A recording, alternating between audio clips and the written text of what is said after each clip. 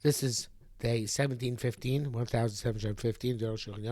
Today we're supposed to do in Chosh Mishpat, Siman Shin Ayin Ches Sif Vav to Tesvav, but we did Vav yesterday in order to finish in Indian, so we're starting from Zayin. So do Zayin to Tesvav. Zayin Kos Rabbeinu B'Yisrael receive the Gimel. He says the rights. Hayola B'Sulam. Somebody's going up a ladder. B'Nishmat L'Shlev L'Tachta. And a rung slipped from underneath him, v'nafal, and he fell, he damaged him. If the rung was not firmly embedded and strong, chayav, you're liable. If it was firm and strong, nishmata, and it slipped, or shidliya got wormy, harei zepot, your exam. Shizum makabidei shamayim. This is a blow at the hand of heaven. Anything similar to Rambam. The language of the Rambam. That was language of the Rambam. And the Beis Yosef follows his opinion. The Rambam also exempts in absolute onus. Makes it works out well because he even got wormy. That's an absolute onus. Based on what he wrote, that's a Magid v'Ashach. According to Magid and the Shach, he wrote in Siv Gimel that this type of case that. Onus is really chayav. It's absolute act of heaven. So I'm seeing the case here. It's hard to understand why he's exempt if it got wormy. Checked.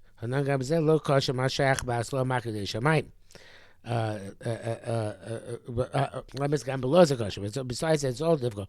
Winning by got wormy, it's a blow down the heaven. Again, you can check. If I say look, a rabbit's out, the rabbit already comes to this round. Okay, he's honest. Come look, but chayiv. This one the type of honest for which you're liable. The members to toast at fus. Wow. Shulchan says it's a mistake in the Rambam and in the Torah. It's talking about im lo itlia. If it didn't become wormy, that's from the Bach. There was that vade came shum siba. Only in that case, where there's no reason whatsoever, have a makab de shamayim. It would be a blow at the hands of heaven. Avo bitlia chayev Rambam. But itlia became wormy. You're taka chayev. According to Rambam, and it says the brackets came out of makos zayin on base. Seems to be shining well. Nothing that God because he fell off a roof and you damaged Chayav Sham Nezashah, had to pay full damages. Would say whether you fell in a normal wind, or you fell in a particularly strong gust, abnormal wind. The time Ramah writes the reasons come Mishum Lomeki honest gomer. It's not considered absolute honest. But the Torah writes the Ruach She'enu Mitzuya if it's a wind which is not prevalent. It was a particularly strong gust out of nowhere. You're potter, honest, who you are honest. But according to that which we say in the Rambam, chayv even bonus gomor. So that you should be chayv here as well. The Rambam says it's not an honest gomor. That's according to most poskim who say honest gomor is taka potter. Let's just say the Rambam guys. Let's really got the Rambam really came Kedas Rabbeinu Beis Yosef. And it's possible that the Rambam holds that the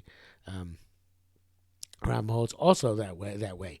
As his opinion of Beis Yosef. The Torah says as much kosav Siman Tov Chaf Aleph, but the Torah is absolutely contradictory of that which he says in Siman Tov Chaf Aleph. The Benezer Chayiv and damages your Chayiv Aper Rosh Shein Mitzvah, even though it's not a prevalent wind. Yesh because of those who wrote the Torah Sofer wrote the Torah. There's a mistake in the Torah. Taka Chayiv.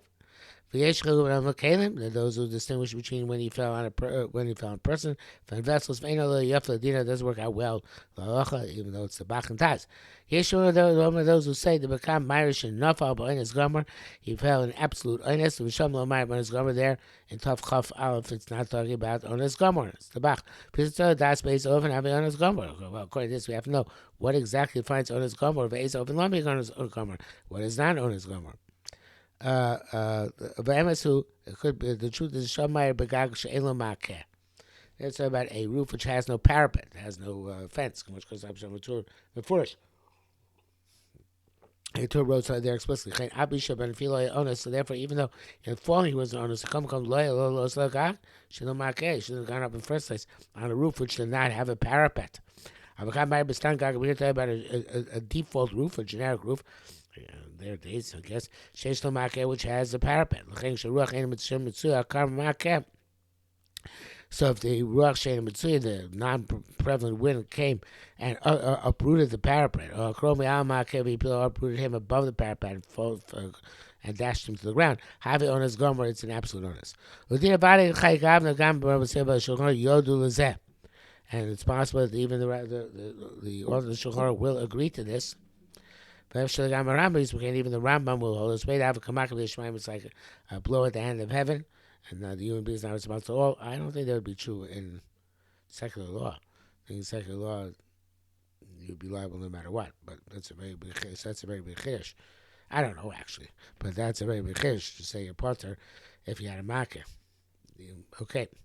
But it's suggest it's test. Zeshes by the road poskim owners going to part to that which is according to most poskim owners gomers. Part to the dafka she's a block. I want it to be your damage down in 10th. How she's communizing, but if you had a mind to be mazing, ab owners gomer, even if it's an absolute owners, chayav sham you have to pay. Because she's near daf, such as somebody who was being pursued and is in mortal peril. Who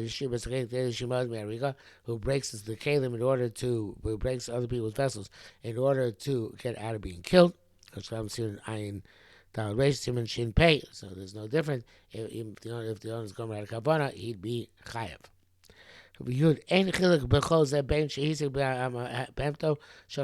Or a God makes a difference if you damage a friend's animal, or killed it, or shiva kalim, or broke his kalim, or ripped his clothing, or cut his ears, or uprooted his saplings, and also he damaged your friend's body. But if you, the only difference is if you damage his body deliberately, then you chayiv the 5 payments for nezek, tzar, ripu, shevis, and boshes, which was have the siman tov chaf. You have kamashis buyer the chayav ben mishoy ben mezid ben is all that which you explained. Chayav whether it was inadvertent or deliberate, or whether it was compelled. If you damage in the jurisdiction of the person who was damaged. He went into his domain without his license and you damaged him. But if it's in the mazik's rishus, in his jurisdiction, or a joint jurisdiction, or jurisdiction belongs to neither of them. Here's some Sadinim Achim, the other lachas. Chazal say Shneim b'shus or Shneim shlo b'shus, and they're both there with authorization or both without authorization. And then if they damage each other, they're liable. Who's kuzav say if they became damaging each other, they didn't do the damage actively but passively, B'turim they're exempt. One it has authorization. One doesn't have authorization. The person who's authorized to be there, his part is exempt. The person is not authorized to be there, he's the one who's liable. So, Rambam, you're not chayiv if you damage your own jurisdiction, unless you did it deliberately. If you did it inadvertently, because necessarily by you're compelled, you're potter. It's also true they're both there with authorization or both there without authorization. This is what the Ram writes. When is it everything chayiv? If it's the domain of the person who's damaged. It's the domain of the person who's doing the damaging. He's only chayav to pay if he deliberately was damaged. If he did it inadvertently or bonus or was compelled, part is exempt. The same thing is true. They're both authorized to be there. But neither of them is authorized to be there. So one of them damaged the property of his friend without intent. Part is exempt. If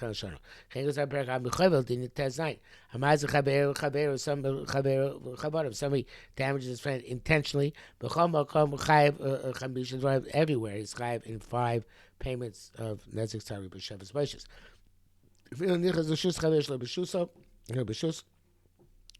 Even if you enter your friend's domain without his authorization, if he's equal ba'abais and the ba'abais damage you weren't supposed to be there. But ba'abais damage you, chayiv is still chayiv. Sheyesh lo reshus lo tzio, Babais has authorization to kick you out, but not to damage you. Who's like Babais? But if the person who came in without authorization was damaged by impacting with the Babais, I don't know if impact is the right word, but anyway, I read Babais part of Babais part. He didn't do the mice. As an explicit act of as an act of hezek. The bias was like both. The bias was damaged by him. Chayiv, then the person was there without authorization. It's chayiv. Nation because he came without authorization. Hashem B'Shus, both of them were there with authorization. Hashem B'Shus, both there without authorization. Futzkus ever said they were damaging each other. Shem Turin, they both exempt Akal Shara. Before Daito, it's clear that according to Rambam, Levad Rishus and Nizak, anything other than the jurisdiction of the person who's damaged, ain't no chayiv rakshi zika b'kavana. The only chayiv if you deliberately damaged. You'd base Avodas Rashi Sav Ogdoli Rabbi Senior Kid. With me, Rashi and other great authorities, it's not like that. So they hold the Zesha Bachul Chazal B'Shneim B'Shus Shneim Shlo B'Shus. That which Chazal exempted you if you damaged, if you're both there with authorization or both there without authorization, Zedafkim Hezek can be made that's only by Hezek which occurred, a damage occurred on its own. Such as where the damaging party stood in his own place, stood in place, and the person was damaged, or his animals, or his vessels, what's the word? Stumbled against him. They better word looking for it, not impacted, which collided with him. Ava Behezek B'Yadayim, by damage with his hands, Ben Shaya Miskaven Lazik, and Shloim Miskaven Lazik, whether the item the damage or not, Chayiv is liable. Even in the domain of the person doing the damaging, Imrak Yodabo, just knows of the existence of the other person there, that he's in the domain. Hadin Kain, this is the halacha. It's as if they're both there with authorization. Who all that he's in your rishus, ain't no chayiv. You only chayiv if you had in mind deliberately to damage.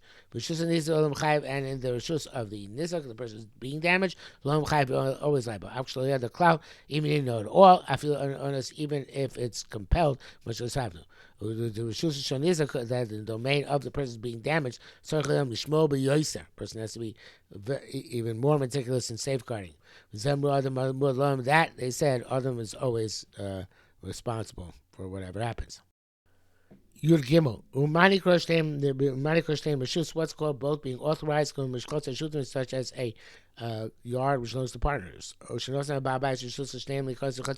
have a third party who is Babas who gave both them permission to enter his yard.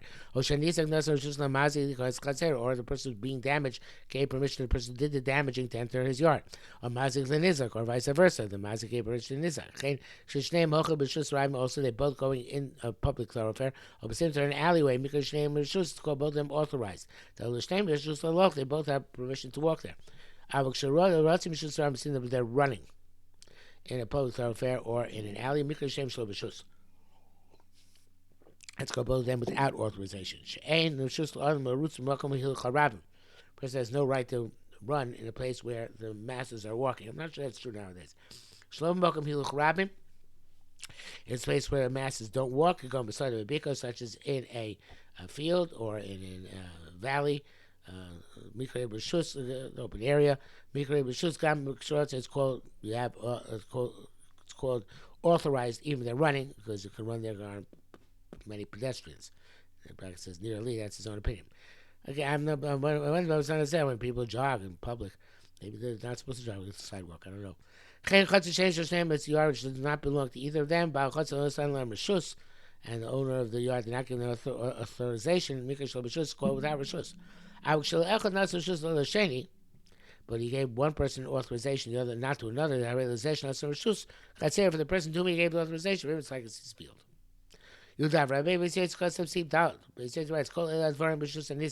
All these things are in the jurisdiction of the person who's damaged.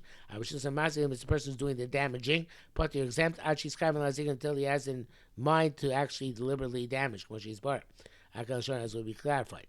But see, Vav Kosav and the see Vav writes Koma Koma Shimasik, a place where he damages. Chav Hashem, you have to pay. Ben Mishul Srab, Ben Mishul Sanisa, whether it's the jurisdiction, the domain of the masses, or the domain of the person who's being damaged. I feel Shimasik.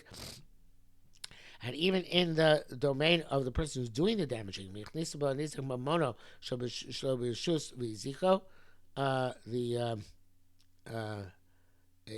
the Nizak brought in property without authorization of the owner, Viziko, and then the owner damaged it, doesn't matter with his body or with his own property, he has to pay. Then he says, it's true, he has permission to boot him out and boot out his property. There's no permission to damage him. Amazing. Obviously, if he did it deliberately. Inadvertently, Potter Babais is Potter. And the Babais was damaged by the person who came in, even inadvertently, the person who came in is liable. Since he came without authorization. Only the Babais does not know that he came in. But if he saw him come in, if he's damaged by the person who came in, even the guy who came without authorization, but he was noticed, Potter is exempt. I kind of showed him. Tesvav, the Steve Zion, because of his name, but just they both had authorization, neither of them had authorization, they were damaging each other. Ben Beguf and Ben Monam, whether in their body or their monetary property. They didn't know about each other being there, but they're exempt. I mean, Rosa, according to what we just said, if they saw each other, even though they did not have it in mind, they're liable. So therefore, two people were running and Rishus Rabim, the Oshoyu Malchim, or they're walking, and they're damaging each other, Peturin, they're exempt. Hiziku if they damage each other, Chayovin, they are, in other words, they're deliberately supposed to, actively supposed to pass passively. Chayovin, they're liable, Akhan Lashono.